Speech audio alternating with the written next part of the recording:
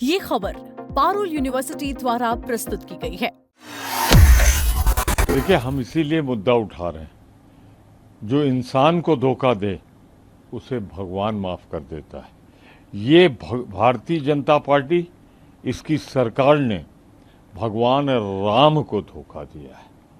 उनका चंदा ही नहीं चुराया, उनकी विश्वास और आस्था पे डाका डाला है। और इसीलिए सबसे ज्यादा पहले मुद्दा हम लोग उठा रहे हैं, यही हमने कहा है कि चंदा चोरी का मुद्दा, चंदा डकैती का मुद्दा, लूट का मुद्दा। और इसीलिए भाजपा का नाम अब जनता क्या कहती है मालूम है? भ्रष्टाचारी जनता पार्टी। इसी तरह इनकी जो नीयत रही, जो राहुल गांधी मुद्दा उठा रहे हैं, वो हमने उठाया है कि नीट हो और जो एग्जाम हैं, 70 से ज्यादा एग्जाम के पेपर लीक नहीं हुए हैं, दोबारा परीक्षा नहीं हो रही है। ये जानबूझकर स्थितियां पैदा हो रही हैं। एक तो अपना घर भर लो, तिजोरी भर लो, और दूसरी तरफ अगर ये पास हो जाएंगे, नौकरी मांगेंगे, तो झगड़ा यही खत्म कर दो, नौकरी मांगने लायक न रह जाएं। इसी तरह ये नई एक चीज आई है, इंजन में बदलाव नहीं किया, देश तैयार नहीं है, पेट्रोल में इथेनॉल मिला रहे हैं।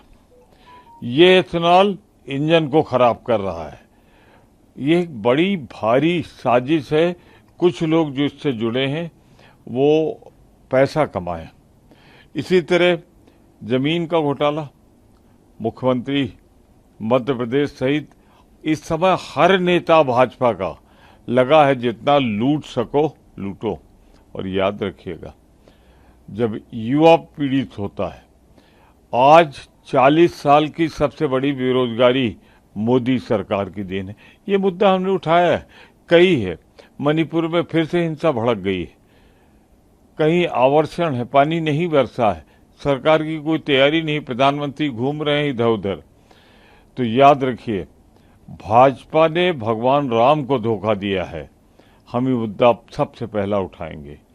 और जिस तरह हमारे युवाओं के साथ विश्वासघात हो रहा है, ये मुद्दा भी हमने इसीलिए आज उठाया है।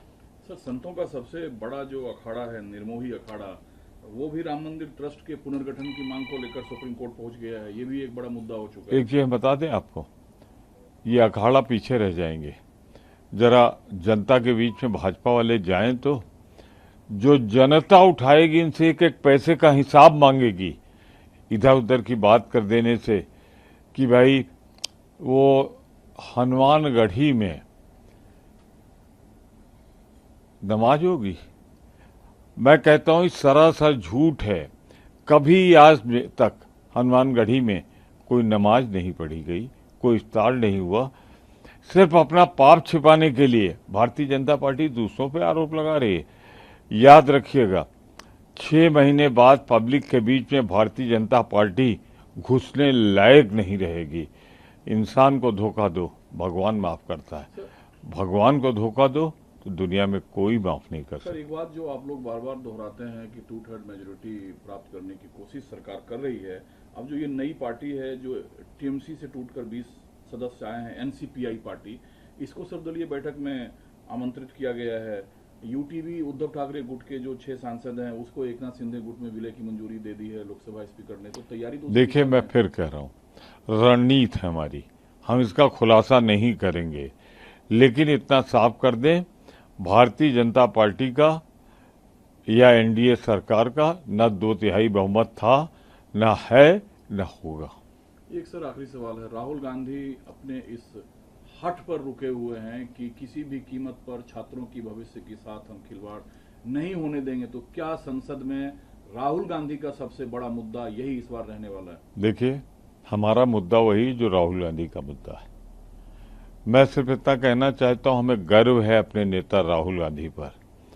हम कह सकते हैं कि उसने भारतीय जनता पार्टी के इस पाप का, धर्मेंद्र प्रधान, इन लोगों ने मिलकर जिस तरीके से युवा पीढ़ी जो देश में सबसे ज्यादा है, उसके साथ परीक्षाओं में पेपर लीक किए हैं, जिस सुनियोजित ढंग से बेरोजगारी को बढ़ाया है, राहुल गांधी के साथ पूरा देश खड़ा है।